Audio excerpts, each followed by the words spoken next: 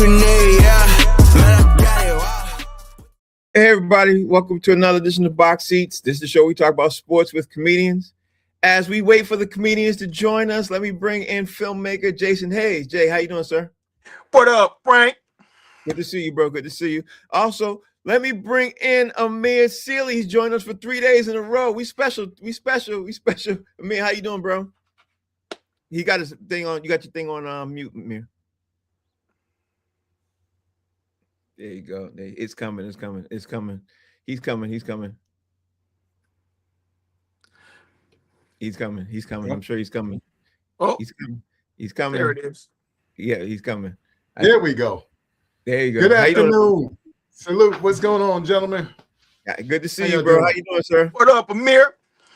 I'm good. How's everything, Jay? It's all good, brother. So we got an interesting show today, man. It's really interesting. There's a lot to talk about because of course this NCAA action is happening. It's jumping off. But first, I want to get the show started. Jay, you're familiar. I always like to find a couple of things that are very interesting to first talk about. My man, Damian Jones, comedian Damian Jones is in the building. How you doing, D. Jones? Good morning, you guys. D. Jones.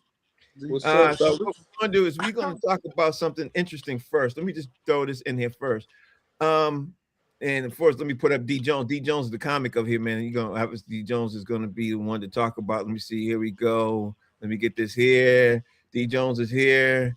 All right, D. First things first. I'm not sure if you guys saw this news item, but it looks like Barry Bonds is going to join Netflix as a baseball analyst for the 2026 season. It was announced yesterday. Barry Bonds, of 61, is expected to appear on pre- and post-game programs ahead of Netflix's Major League Baseball slate, including opening night game between the Giants and the New York Yankees on March 25th. So I want to ask you, DJ. My man White Chocolate is here too. Hold on, let me bring him in. White Chocolate, what's happening, bro? How you doing? Hey, what's going on, fellas? How you doing? All right. So D. Jones, the reason why I want to ask this question, bro, topic out there is, do you think there's going to be an audience out there, D. Jones, who's going to be upset that Barry Bonds is part of the Netflix gang and part of being their baseball analyst because there was so much hate going on against Barry Bonds? D. Jones, what's your take? I don't think so, only because I think he's gonna be good at it. I watch him on an interview with maybe All the Smoke, and we don't really see Barry Bonds talk or do interviews. He was really good, kind of funny, right. You know what I'm saying, and intriguing. And I think people are mad at him for the steroid use, but people want to hear great players. Like I was excited when Jordan was supposed to be a part of the NBC broadcast, even though it didn't last that long. And it was a flam. It was a flim. That was a But it was He made too much money for that. Yeah. It was still pretty dope to see, to me, the GOAT talk, and then to a lot of people, Barry Bonds is the best baseball player. So I don't think he'd get backlash for talking. You know what I'm saying? Mm-hmm. I think he'd get more views. I think yeah. Well, before I even get my take, Or Jay, they might even hate watch, but it's gonna get some views. Yeah, Jay, what's your take? So your question is, would there be people upset about Barry Bonds? You're right. What be commentating on the game with his obviously with this track record that he has had with baseball analysts, baseball overall, and obviously about the steroid use. You know what I mean? So that's basically what the question is. Yeah. Do you live in the modern day world? Of course, somebody's gonna be upset. Yeah. I mean, they gonna find something to be upset about if there's nothing to be upset about. Mm-hmm. Listen, understand this, Frank. What were we talking about last week? We were talking about people being upset that Bam scored 83 points. Yeah. They upset about it. Why? Because they just gotta have something to be upset about. Now, as for me, I'm on the record. Mm-hmm. Barry Bonds is the greatest to ever do it. And him not being in the Hall of Fame is a large part why I don't watch MLB, because I think everybody's bogus. Yeah, how can you say you got a Hall of Fame and the greatest, tell people a bat ain't in it?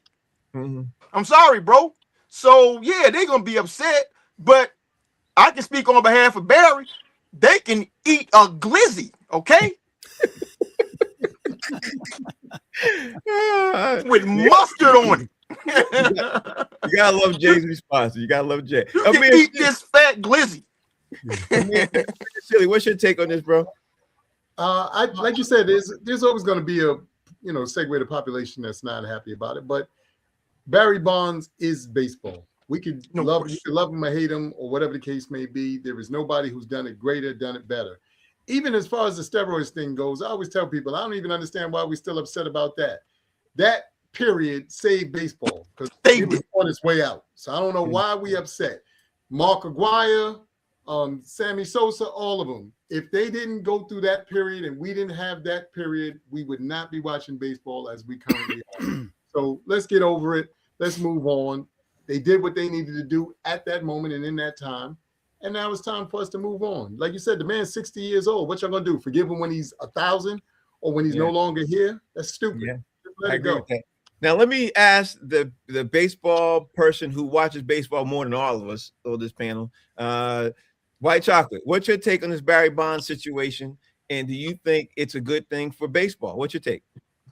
I think it's a good thing for baseball if you want to have, like D. Jones said, you want to have one of the best players ever to play the game. If he's good, there should be no complaints. I mean, I think people would tune in. I'd probably tune in just so I can hear if he's good or not. Mm-hmm. And even if he's not good, you know what? Everybody was upset with Tom Brady his first year. He wasn't that great. He'll get better. Yeah. So you got to give him a chance and see how he does. I mean, you have Fox has A-Rod with Derek Jeter and Big Papi. I mean, people want to hear those. So I think it's a good move for them. They want to draw people in and, make money because that's what it's all about. And if he's good, there should be no issue. And I agree with you guys about, the world we live in today. Everybody's upset about it. You can't sneeze, fart, blow your nose or anything without somebody being upset. So listen, be upset. If you don't like it, change the channel. I mean, that's all. I say give him a crack. Why not? He knows ball. I'm gonna go on. Yeah, he knows baseball. I'm gonna go on the record right now and say, above all, that he's gonna suck coming out the gate because he doesn't like to talk. He's gonna suck. So it's just gonna take some time for him to get adjusted. So let's see what happens. But he's been around the game since he was a kid, right? His father played. He's played. He's been around for a long time. He's got a lot of knowledge. Being around the game and being a commentator for TV is two different things. But he's got a lot of knowledge, I guess, is what I'm getting at. I've seen him in interviews, man. I mean, like D. Jones said, I saw him like on All the Smoke and another. I mean, he's pretty funny, man. I mean, he's pretty good. Mm-hmm. Yeah, he is. Let's see how he goes. I'm rooting for him. I hope he can kill it. Let me talk about the next topic before we jump into the NCAA tournament. I don't know if you guys heard about this one, but I just saw it about 40 minutes ago. Hall of Famer Dennis Rodman, who got inducted to the NBA Hall of Fame in 2011, is getting ready to get inducted into the World WWE Hall of Fame, being reported by ESPN on Friday. Rodman, we all know, is a 5-time NBA champion with the Pistons and the Bulls, and he has a 4-match pro wrestling career, and 3 of those coming in the WCW. I'm not too great up on what that means, but Dennis Rodman is in the news of getting ready to be inducted into the WWE Hall of Fame. What you think about this as a Detroit Pistons fan, D. Jones? Was this supposed to just be for Steve? No, honestly, I think it's a crazy moment because I just wanted to ask you guys this because I thought it was crazy. I think Dennis Rodman might have had the most extravagant career for any athlete ever alive. It's up there. Yeah, he got to be top 2 of. If they had a movie about this man, I'm watching this movie. Okay, Dennis Rodman said he broke his man in half before. So anybody who could do that, man, and still be good. He can be inducted to any Hall of Fame. I don't remember watching the match. I remember him with Hollywood Hogan, and I think he had the thing around. But I stopped once I got some coochie. I stopped watching wrestling. Once you get married, you go back to watching wrestling. Don't worry. Congratulations, Dennis Rodman. That's a good answer. Jay, what's your take on this Dennis Rodman situation, bro? My first thought is there's a WWE Hall of Fame. Yeah, I didn't even know that either. It's a lot of people in it. Yeah, I didn't know that either. I mean, it's odd, man, because like I'm old enough to remember wrestling being regional. Mm-hmm. You know what I'm saying? So it's like so who do you decide, goes in or whatever, man. I mean, listen, I remember him like doing extravagant appearances. So I don't remember him like doing like a whole wrestling season where he's on tour with him and doing this and doing that. So I don't know why he would even be in their Hall of Fame, unless they just want, to draw some attention to the Hall of Fame itself. And listen, it's working because I didn't know they had one. So here we are. But something as frivolous as the WWE Hall of Fame, anybody can go in there. Chocolate should be in, for real. Best watcher. That might happen. Yeah, best You're probably watcher. more deserving than Dennis Rodman, to be honest. Yeah, probably. Amir, what's your take on this Dennis Rodman situation, man? This is crazy to me. What's your take, Amir? I think sometimes sports and the world of sports gets bored, and they just have to come up with things to, like you said, keep everybody engaged. Again, I didn't know that there was a Hall of Fame, for that. Don't really care. But am happy that I guess there's people out here who are that entrenched in the sport or in the idea of the sport and what it's meant to them. Much like Dee said, once I kind of started peeking behind the curtains, I wasn't excited anymore. I was like, this is silly, but I get it. I guess, so kudos to, Dennis Rodman. Look, we retiring jerseys, cats is throwing sneakers up on telephone poles in old neighborhoods.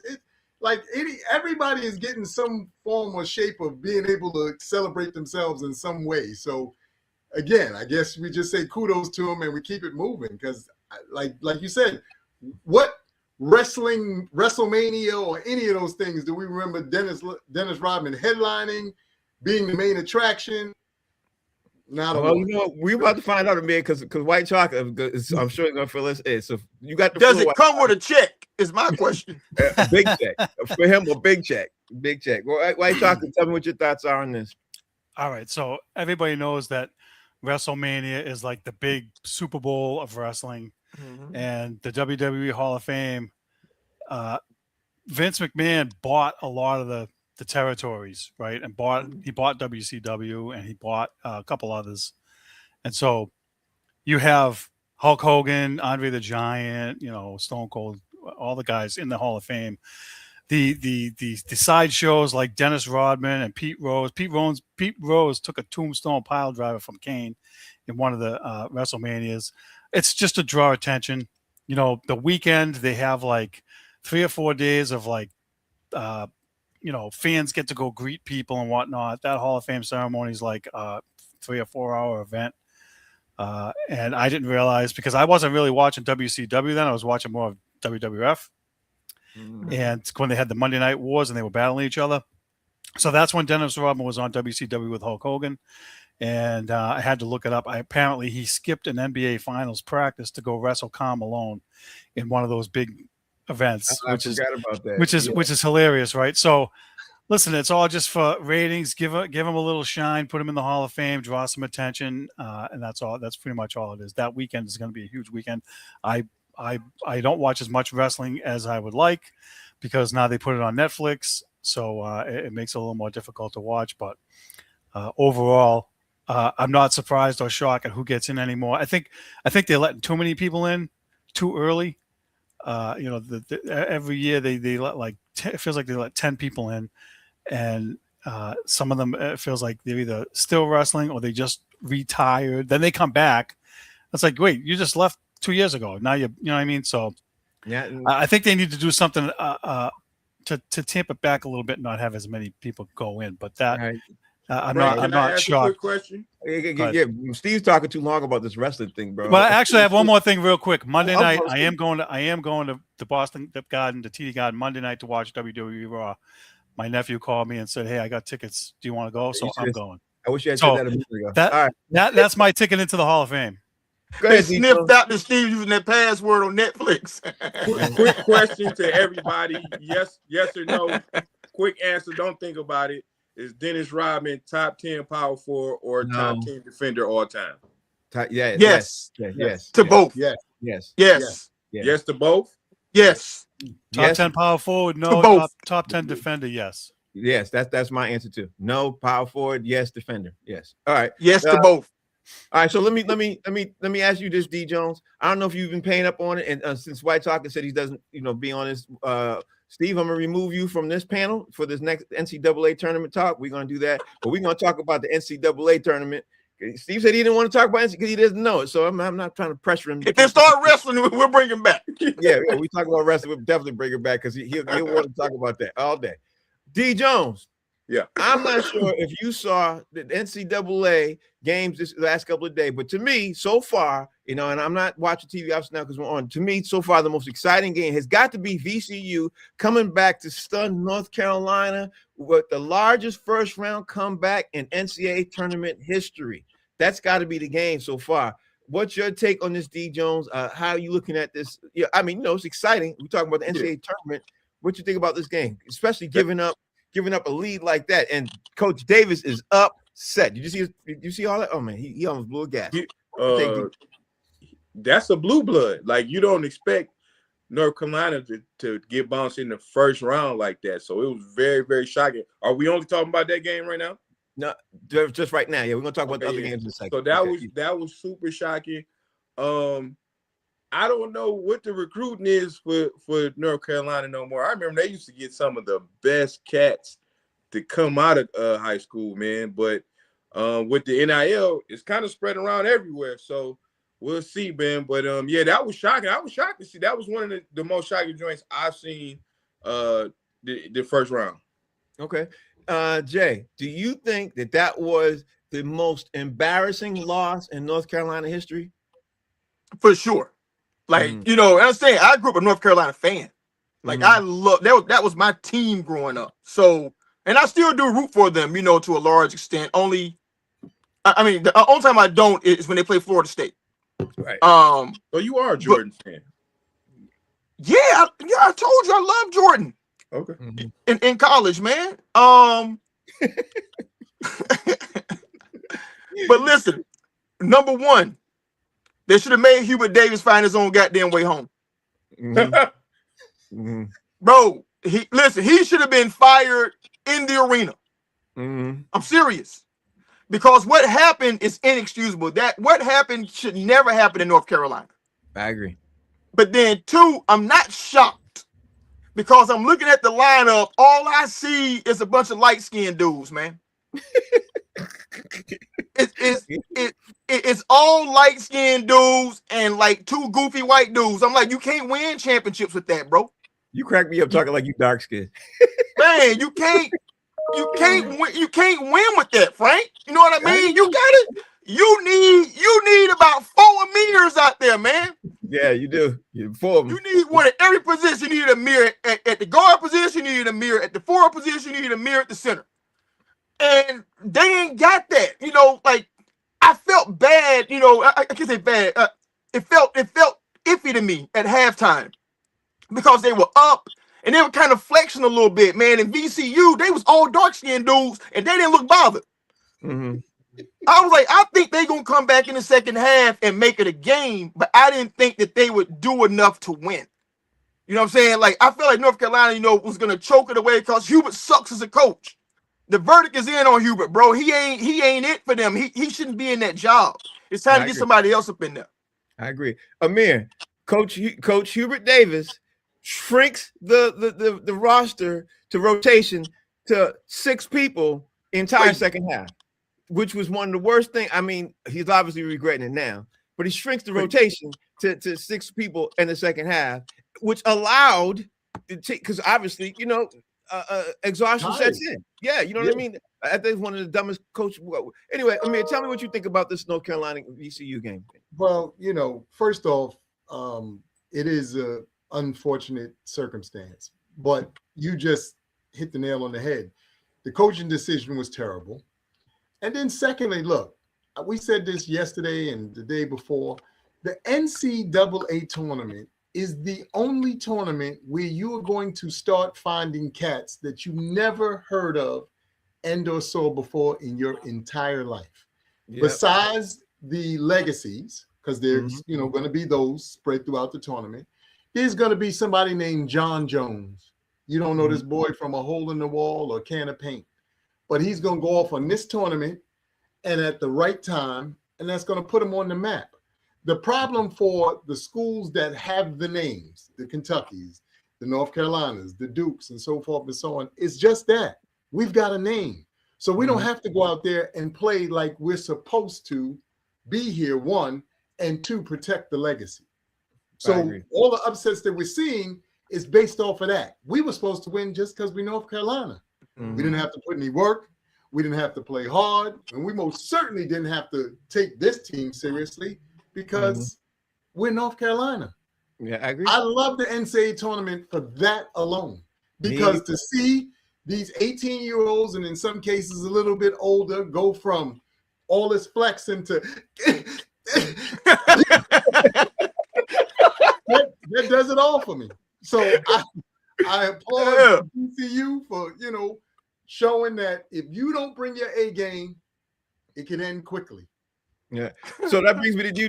That brings me to you, D Jones. The other game that there's a lot of games on, but the other game, D Jones, that stood out to me was I was watching a lot of AJ Batista, for BYU playing Texas, and I was flipping between that game and the Howard versus Michigan game. Michigan looked. I'm gonna talk. Well, I might not even get to the Michigan game because Michigan was supposed to win, but for me, BYU was kind of crazy to me because AJ stood out. D Jones, he looked like a man playing amongst boys, but he's still lost. Dude now.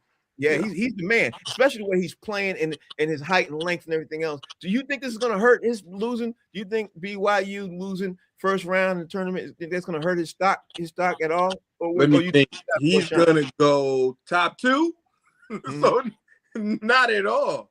I think he's going to be first or second pick in the draft. Matter of fact, he ain't had no help. So he kind of carried the team on his back. What he put up, 34? He had 35, right? Yeah, something like that. So, yeah, this ain't gonna do nothing but make him even better. I remember, Ben Simmons didn't even make the tournament, and he went, I think, number 1. You know what I'm saying? So this not gonna hurt him at all. This probably gonna be like, hey man, we need a guy like this who can carry a team by himself, and that's what he did. Yeah, I agree with that part. Jay, looking at AJ come out with BYU and everything else, do you think he made the wrong decision by going with BYU? Do you think that was it, or what was it? What you think? It was about money. I mean, if taking $5 million for a year of college football is a bad decision, then yeah. Yeah. Man, listen, them Mormons coming off that bag out there, bro, because they can't get no Negroes out there no other kind of way. And he a chocolate Negro, you know what I'm saying? So But what do you think about his game? What do you think about his game? You like the game? He tough, bro. He tough. Yeah. I mean, he's going no worse than second. I mean, I'm gonna say it now. He's going number 1 overall. He should. I mean, I don't care who get the pick. I don't care who picking. He's going number 1 overall because he's been the most consistent all season long. And and even though he lost, he played big in that game. And like D Jones said, I mean, he got like 1.5 teammates. You know what I'm saying? Because BYU always send those dudes off, to do Mormon missions, and they come back at like 37 years old, playing college football. You know what I'm saying? With their wife and kids in the stands. So he carried that team all season long. You know what I mean? What were they like a 5th seed, 6th seed, something like that? Yeah. That's all him. And the proof is in the pudding because Rutgers did not make the tournament last year at all. And they had 2 players win the top 5. So, so it ain't gonna hurt him at all with his draft stock. So Amir, that brings me to you. The way he plays, his style of play, remind me. I mean, everybody always puts style of play to certain. They always compare me. I watched the whole game this boy play, and to me, I don't know who he reminds you of, but he reminds me of Tracy McGrady, hands down. You know what I mean? Style of play, the way his height, the way he was using his height, the way he was able to play coming off the picks. Who does he remind you of? And are you disappointed with BYU's performance yesterday? Again, I'm never disappointed with any team's performance. I'm disappointed that people or sometimes the players don't rise to the moment. because again, to make the NCAA tournament first and foremost is special within itself. So let's start there, because we act like, this is something that everybody gets to go to every year and gets to, be great at. So that's the first thing. The second thing is his style of play is, like you said, reminiscent of a Tracy McGrady, Grant Hillish, that ability to, be able to, do certain things that you don't see in today's game. So many of today's athletes are, yes, much more athletic, but they're relying too much on the jump shot and, things of that magnitude. And it's great to see somebody who has the total package, or, a total bag, as they say now. But the big thing to me, for them or for any team going forward in this tournament is you got to be present right now, right here. Don't think to yourself, we looking past them because we hope to play this team over here. You better be focused on this game that's going on right now. Because if you don't, we'll go back to what I said previously. Towels on the head, a whole lot of snot bubbles, and dudes crying because their life is over. Look, how many cats do we know? This was it. The NCAA tournament run was all we ever heard of those guys. We never heard from them ever again until they do, 30 years later, and then we see the story and be like, oh shoot, I forgot about him. Yeah. You've been in the car wash all these years? Damn. So I'm just saying. So that brings me to you, D Jones. What game there's a lot of other games that happen. What game surprised you the most? And was it a comeback victory from behind? Was it somebody who stopped somebody like Michigan, did the Howard? What game surprised you so far in this tournament? It's not surprising, but I'm just going to put this out there because it was a close game in the first half. I'm talking about close game. But to put up 100 in the tournament versus anybody, all I'm going to say is go blue, baby. Go blue. We coming for it all. Michigan won the tournament this season. Michigan got size, D Jones. Michigan got a lot of size. Yes. But I will say this: your center is really slow. That dude looks like he playing slow motion. Look like he playing in oatmeal. That's all I'm gonna say. Right. He's playing really slow. But y'all got a lot of size at every position. I will give you that. That's what she said. Let me ask you, Jay. What game surprised you the most? What game stood out, and who stood out so far for you? Jay. Man. The most surprising game to me that I saw yesterday was St. Louis putting that thing on Georgia. Bro, I mean, like St. Louis are like they gonna be a problem for like whoever plays them. They're I don't know if you play ball like that, but the hardest people to play are dudes who are herky jerky. Everything about their game is unconventional. They bring the ball up from weird angles, they shoot at weird angles, but they got quick feet on top of that, and they make it. Yeah, St. Louis has like a whole squad of that, and they use the glass. Don't forget that, Jay. They use the glass at unconventional angles all the time. They ain't just just a filthy, ugly game. That you can never really adjust to because the timing is on like the 1 and the 3. You know what I'm saying?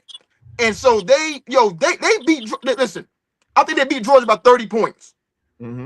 And Georgia was, it was an 8-9 or whatever, but still, man, nobody expected that to take place. St. Louis, they shoot the 3, they get to the cup, they finish off contact, they defend. I'm telling you, man, they're gonna be a problem. That was the most surprising game for me last night. Hey, well, and for me, Jay, I'm gonna say this. The Alabama first half, when they were losing today, that happened today, that was about to be my biggest game, my biggest surprise, because as we talked about at the beginning of this week, they lost their player to that holding that 2-pound of weed. You know what I mean? But Hofstra ended up coming, started giving up, and I don't know what the score is now. I don't have white chocolate. Look it up. But listen, that cop just called his wife and said, "Honey, we can stay." So far. We can stay. Yeah. Amir, what's the game that surprised you the most, and who stood out so far the most in the tournament for you? The game that surprised me the most was that Duke game. Because Siena? Yeah, because the cat from Siena, first of all, he was giving them that work. they was getting that work from homie. The point, and that they're saying is pivotal, was when that tripping thing happened. Hey, it is what it is. But look, maybe, without that, this guy goes on to have one of those prolific tournament moments. And two other things I just want to mention. I heard you mention the Michigan and their size. I got a chance to see them up close and personal in Vegas early this year. St. John's played a tournament out in Vegas. I happened to be out there during that time. Michigan is super long. And that kid, yes, he looks long and slow and all that, but he is very long. Like he's scary long. Like I was like, God, Jesus. And I've, been around my fair share of basketball players. That whole team is long and capable of a lot of different things. But to go back to what I was saying about the kid from Siena, not since John Morton and Glenn Rice have we seen somebody take over a game and we just going to go mano-a-mano and prove who's the best. And I think that young man yesterday from Siena was on his way to having one of those kind of evenings or afternoons. Hey, you put out the hit, we come from a different era where certain things were said, hey, go get him. Yo, do what you do. Put the goon in. Yep. So that was the most surprising thing to me because I thought, Siena really was controlling that game for a good portion of it. And then once that incident happened, things seemed to go awry for them. So that was mine. All right, so D. Jones, now we got to jump into the NBA real fast because some stuff happened in the NBA that I want to talk about. The Miami Heat are getting ready to waive, and they might have waived him by now, Terry Rozier, because they want to create, obviously, a roster spot for the team, moving into the playoff. And we all know Rozier's been away since he was arrested October 23rd as part of a federal investigation into illegal gambling. The trade brought him to Miami, obviously in June 2024. And Miami's getting ready to deal with that situation right now. The feds are still investigating this alleged gambling conspiracy, and that's what everybody wants to dive into right now. And there are people who are upset about Terry Rozier being waived because he so far was not found guilty of this and everything else. Do you think it's the right thing to do? What you think, D. Jones? Well, I think that the Pistons should get on the phone, call Terry Rozier and Malik Beasley. Y'all ain't been found guilty of nothing yet. Okay, come on, D. Jones. Go waive him. We need somebody to play his point guard for 2 weeks. That's all we need you for. Okay, so go ahead, waive him. We just need you for 2 weeks, and then you can go about your business, dog. Just don't shave any points with the Pistons. That's all I'm asking. Terry Rozier, Malik Beasley, somebody get on the phone. Please. I'm gonna say right now, if the Houston Rockets call Terry Rozier, the whole thing changes, bro. Their whole season changes if they call him because he can play. There's nothing wrong with him, and he was a great point guard for the Celtics, and he was a great point guard for Charlotte at the time, and for the Heat, and for the Heat until he started missing open layups. Allegedly, yeah.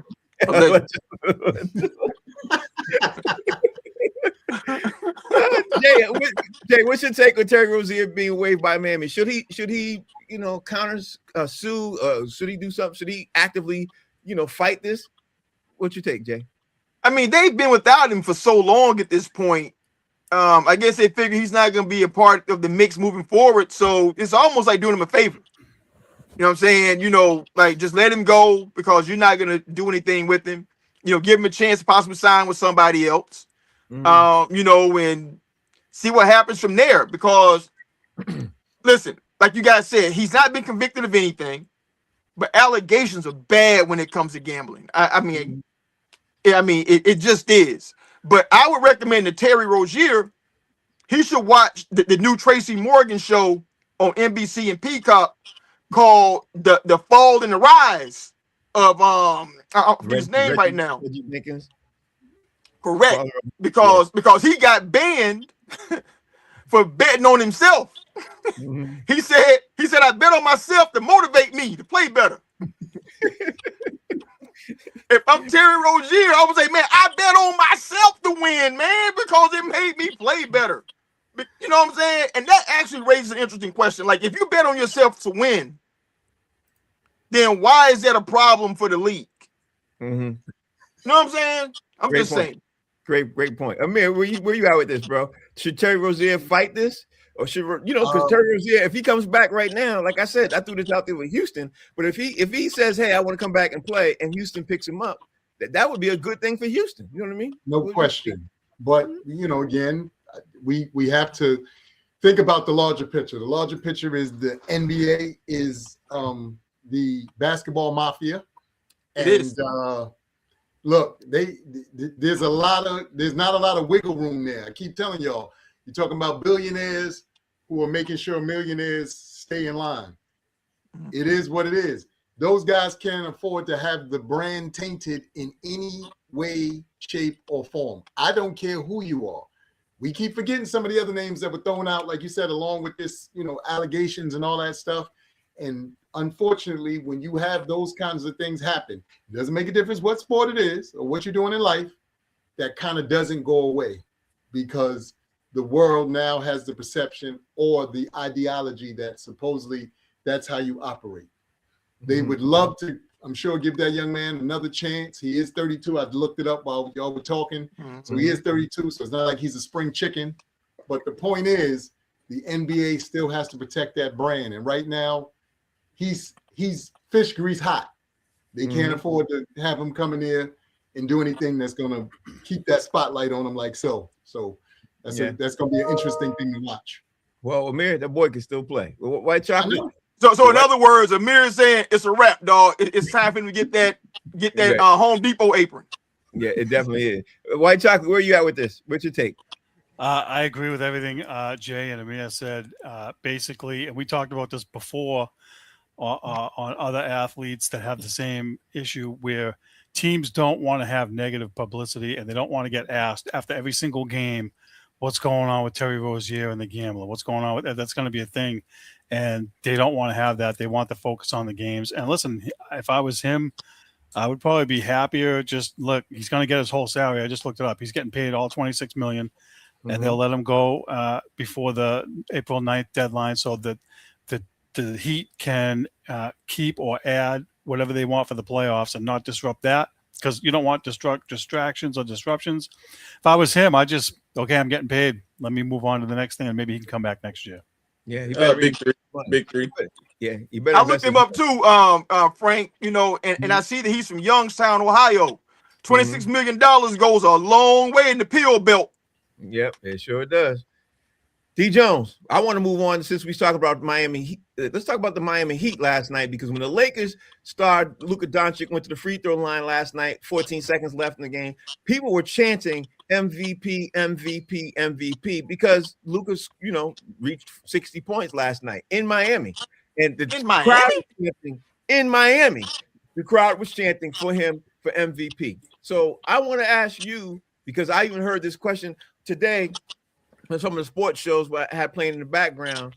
Should Luka Doncic be considered for the NBA MVP? D. Jones. He can consider, yes. Yeah, consider. Yes. To answer your question, he should be considered. Is he top 3? No. But he should be considered. I would say you still got SGA. You got who's at the end? Wemby, maybe. Jaylen Brown. Cade's hurt, so he's probably out. Luka, Joker, and then him. So maybe he's top 5. He's considered. Okay. But I think you got to play both ends to be MVP, bro. Or at least the number one team. Right. Honestly, I got to say, I didn't even know why the sports shows was bringing it up, but I decided to bring it up to see what you guys thought, because from my perspective. And I heard LeBron was the man last night. They said he looked like old school Miami. He did. But when Luka got to the line, he was trying to tie and get 60 points.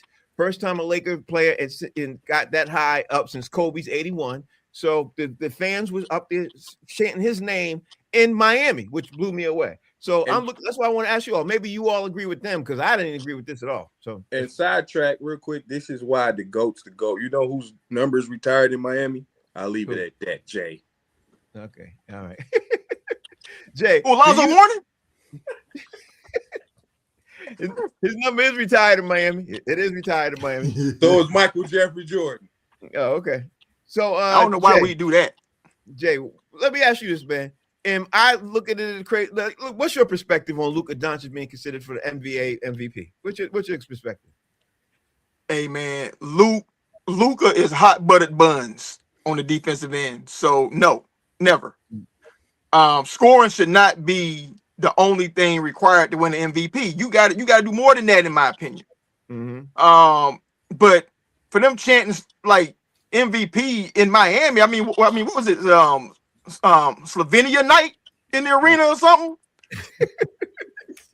It might have been. But then again, listen, as a Floridian, we ain't never like them turncoat Cubans. So it might have been in there, hey, we will vote for Luka Doncic, right? You know what I'm saying? Like, listen, we can't stand them people down there. So I don't know who let them in the arena. I don't know why they didn't get the hell up out of them for even saying that, because we don't play like that in Florida, bro. So what'd you say? They say his name is Luka Doncic? That's what they call him? Luka Doncic. Luka Doncic. Luka Doncic. Doncic.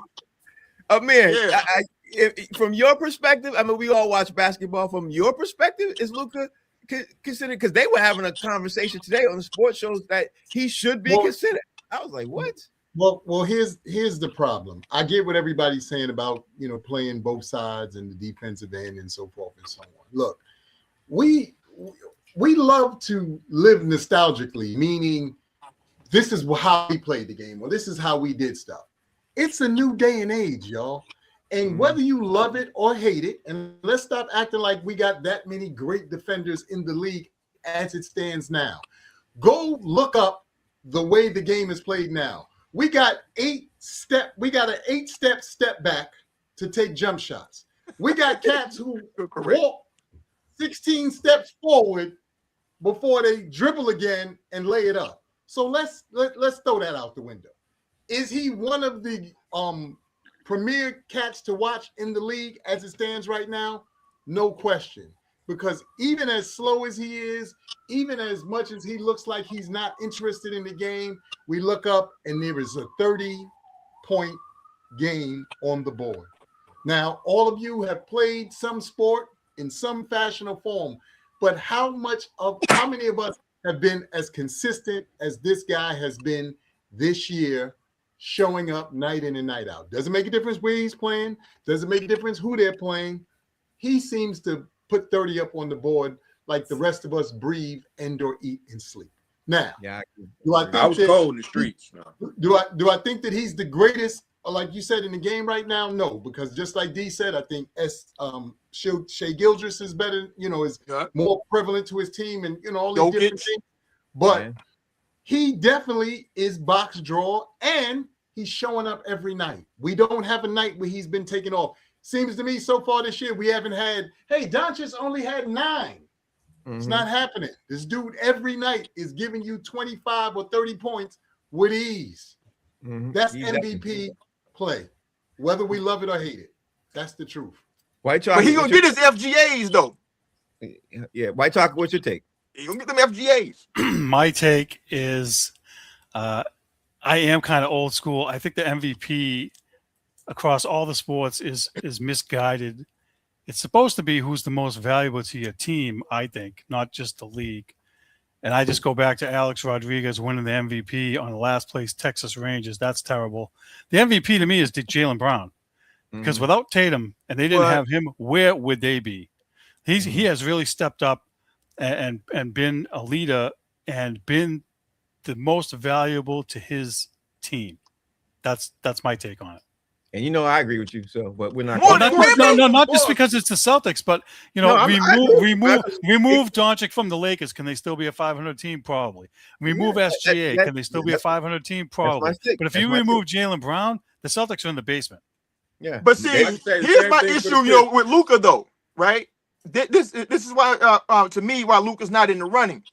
He cannot win over people who score and play defense. And there are guys who do both. Jaylen Brown is a person who does both. That's a great point. Wemby is a person who does both. SGA is a person who does both. So I don't have a problem with it if everybody playing the same way he plays. I'm just saying he should not win over people who do more than he does. And that's the few dudes that do. Most of the sports reward offense only. Yeah.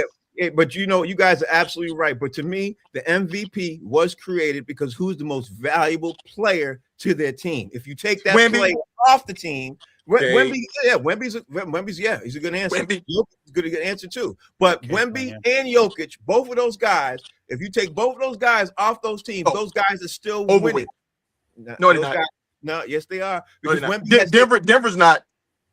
You take Wemby off, and he has taken games off, and they still won. And you take Jokic off of this team, and they still won. You take Jaylen Brown off their team, and hell, the Celtics might be lucky if they win 15 games. I mean, that's just the way it is. That's how But Frank, we saw what happened in San Antonio last year when Wemby had the blood clots. They fell off the face of the earth, and they were picking in the top 3 in the draft. Yeah, but that you know what I'm saying? So we know what happens when that guy is not there. But Jay, you're doing it again. You're considering last year to this year. This year's roster is playing completely different than last year's roster. Same roster, but again, they're playing different. And because Wemby's there. Even when Wemby wasn't. I'm gonna have White Sox look this up when we get off. I just looked up Denver this year without Jokic, and they're 10-6. So this year.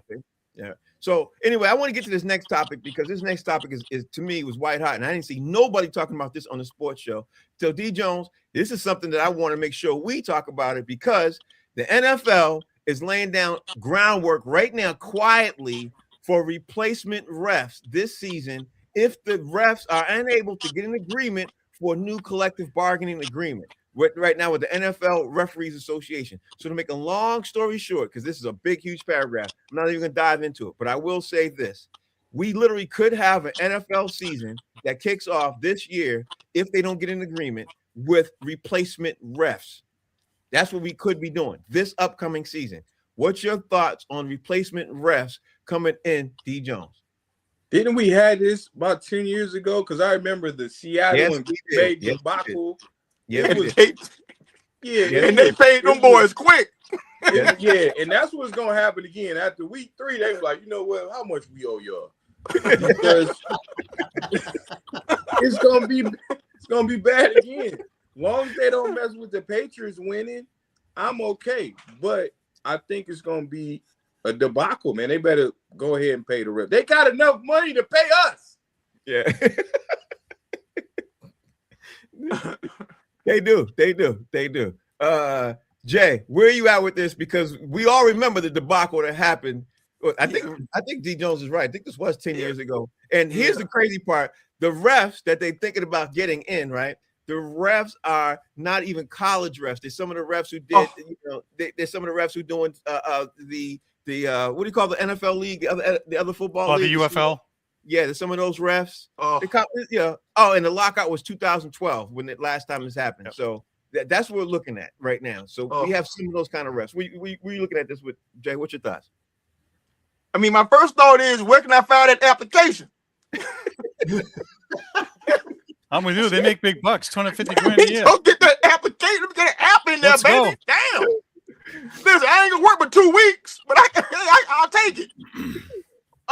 But no, D. Jones raises a very interesting point. Like, it's one of those things that you take for granted.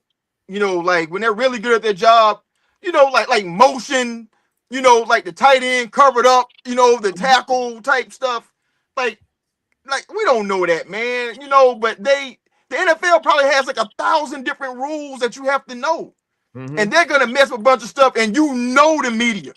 Mm-hmm. Everything that they miss, they are going to highlight it and point out, you know, this procedure call was missed, that was missed, and all this other stuff. It's just gonna be a nightmare for the NFL PR-wise. Pay them dues, man. Yeah, I think they get paid well before it even gets to that point. I don't even think don't hire me. I'm going to prison. Traveling.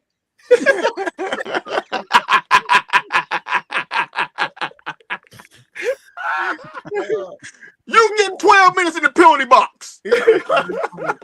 I'm taking bribes. Don't hire me. You know what's so interesting? D. Jones, he got a gambling problem, man. You don't need to hire him. But you know what's so interesting about this is, you know, we're saying this. We've been watching the regular NFL and they've been screwing up. So let's not act like, you know, if we get some you know, referees who aren't as it's going to be much of a difference. I spend every week, I haven't technically watched the NFL fully since the Colin Kaepernick situation, but that's a whole nother argument for another day. But with that having been said, when I do check out the games, I'm catching stuff in real time. I see dudes who line up off sides every play. I'd be like, how are y'all missing this? If I can see this, how is it y'all can't see this? You got that. You got blown coverages and holding. I see dudes who have an arm all the way up in the dude's neck like this. The dude's head is darn near on his ass, and cats are like, they didn't see that. How are y'all missing this Sam stuff? Donald last year. What's the catch? What's the catch, people? So That's what I was about to say. I mean, I have no idea what the definition of a catch is now. I couldn't tell you. So with that having been said, yes, do I hope that they settle this thing quickly and, we get back to whatever, format football is? Yes. But let's be clear. It looks like there needs to be some cleaning up even with what we already have, because the rules seem to change from moment to moment. And those of us who are fans are sick and tired because we don't really know how to cheer this version of the game on.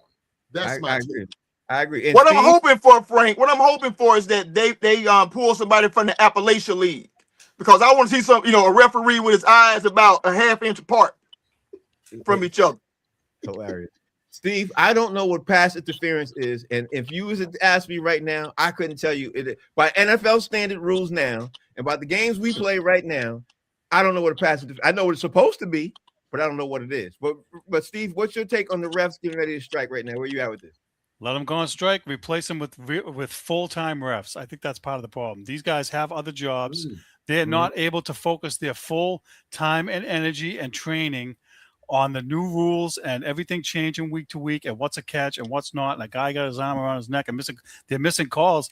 I say if they want to go on strike, let them replace them with full-time refs, not replacements. And then, the strike is over and bring the other guys back. No, train them all. They should have year-round training. They should have training. They should have simulation training. They should have, like, when the guys go to, and they do this in training camp. They have a referee go to training camp when they do the what's the practice when they have the Patriots practiced against Philadelphia, right? They have a ref go there. Like those guys should be full-time guys. Then scrimmages, yeah. Then maybe they won't miss as many, and maybe then if those guys go on strike, it's a different animal. But these guys are all part-time. They have other jobs. They have other commitments.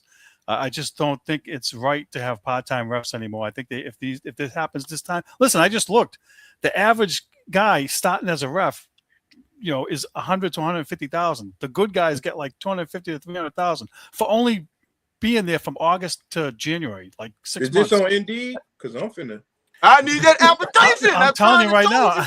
I'm telling you, that's where we're going. I mean, listen, the guys go on strike. Sign me up as a full-time ref, and I'll make six figures, to be there and watch film and go run up and down the field. I'm good with it. Yeah, I will too. All right, so before we roll up out of here, let me ask D Jones: Is there any game this weekend you're looking forward to? The NCAA tournament game you're looking forward to? Because I know the show's gonna wrap up. Before I ask you for how we can follow you and everything else, what game you looking forward to now? As we move forward. I believe Michigan is playing Louisville, and that's gonna be a very, very interesting game right there. So that's your game. Okay. Now since I have you, what are you getting into this weekend, bro? What you getting into? Listen, real quick. I was with Carl Payne today, Cole Martin. Yeah, I know Carl. I played ball with him. We was going to the different news places today, walking in, and the greeters would come to me first, like, "How you doing, Mr. Payne?" Because they never seen Martin before. So it's hilarious. None of the young people know what Martin is. They kept and I was like, "Hey, I'm Mr. Payne." But anyway, I'm hosting with him all weekend at the Punchline in Southfield, Michigan. Okay, all right. So Jay, what you getting into this weekend? And before you even answer that, what game are you looking forward to watching first? Nothing specific, man, because I'm not sure how it's going to play out. I got to see how things play out today, Right. But my plan is to watch a whole lot of college basketball this weekend for sure. And then in the morning, I'm going to get up and I'm going to go to a coffee shop somewhere in Brooklyn. I'm going to get me a nice hot macchiato, and I'm going to get me a slice of lemon pound cake. For my fellow tribesman Afro man who won his defamation suit this week, against them crooked ass cops. Lemon pound cake for everybody, baby. Let's go. Great song. Great song. I knew you was going there. Amir, any particular game looking forward to? Any particular thing, and what you getting into this weekend? I am, much like Jay, I'm probably just gonna, immerse myself in as many games as possible. Obviously, my heart is with, St. John's, just for sentimental reasons and because I'm a New Yorker. But I'm just, like I said, I just love the tournament because I love seeing underdog stories and I love seeing cats come to life who we may not have heard of before, and now they're making their grand debut in real time. For the weekend, I'll probably be in and around Harlem. Jay, I live in Brooklyn too, so at some point, we gotta get up there, Amir. What's up, baby? Yes, sir. But I'm just looking forward to moving around the city as I always do on the weekend, and just immersing myself in the different things that New York always has to offer. One thing about this city is there's always something going on somewhere. Oh, so, and it's warming up now, so it's about to be fish grease hot in this city, bro. Yeah. Bring me a Puerto Rican. Hey, it's a plenty of them. I know it is. What you getting into this weekend, bro? And I know you're not watching NCAA, so. Well, there's a bunch of games on. I might be able to tune in for a little bit just to see what's going on, but I really haven't followed the tournament for a while. Pretty much kind of quiet. I'm going to be getting ready for wrestling on Monday night. That's pretty much it for me. I'm going to say this. I was hoping that Howard would win last night, but I want to give Howard their flowers, man. They've been in the NCAA tournament 3 out of the last 5 years. I think they're going to turn that corner. Honestly, I really hope they do, because as an HBCU, it gives shine and gives light to HBCUs being able to, obviously be able to crack that code of getting into the tournament. They happen to run up against a big team, a Michigan team. So Michigan probably is definitely going to, in my opinion, they have a good chance of being in the Final Four. Those boys can really do some work. Yeah, and they got size. But I just wanted to give flowers before I move on. Flowers to them. But I also going to keep my eye out myself on Alabama because of that arrest that happened this week. I want to see what Alabama do. They got a scare today. I'm going to be focusing on Alabama this weekend. I'm going to be focused on North Carolina. Not North Carolina. I'm going to be focusing on oh my God, the team, VCU. I'm going to be focusing on a couple of teams to see, and especially the team that got the biggest scare the other couple of nights ago was Duke. I want to see where they go because I think they're going to lose the next game. That's what I'm going to be doing. All right, so how can we follow you, D. Jones, while you give us this Detroit Pistons? The Pistons playing tonight, right? Yeah, they play Golden State. Please pray for Kate Cunningham and the DetroitPistons.com. That's y'all follow me. And 313 D Jones. Jay, how can we follow you? You can follow me to that cafe, man. Get that lemon pound cake, son. That's what I'm about to do. But listen, no, follow me at JD Hayes at fan base, man. Okay. And Amir.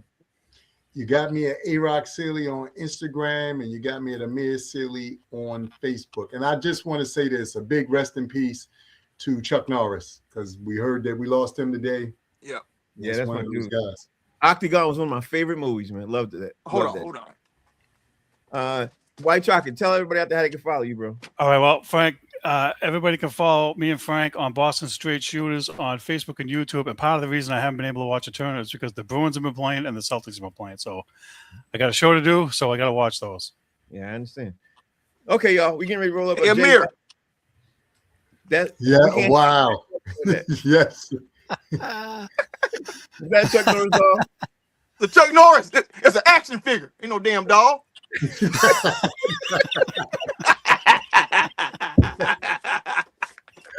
an action figure. Yeah, don't besmirch Walker, Texas, man. I love this show. All right, y'all. We gotta get that's great. Anyway, the name of the show is called Box Seats. Thank you all for watching. Y'all have a good and pleasant weekend, man. We come back Monday. We're going to do a recap of the NCAA tournament. Any other hot news is jumping off, all that, and then some. Thank y'all for watching. We'll see y'all later. Peace.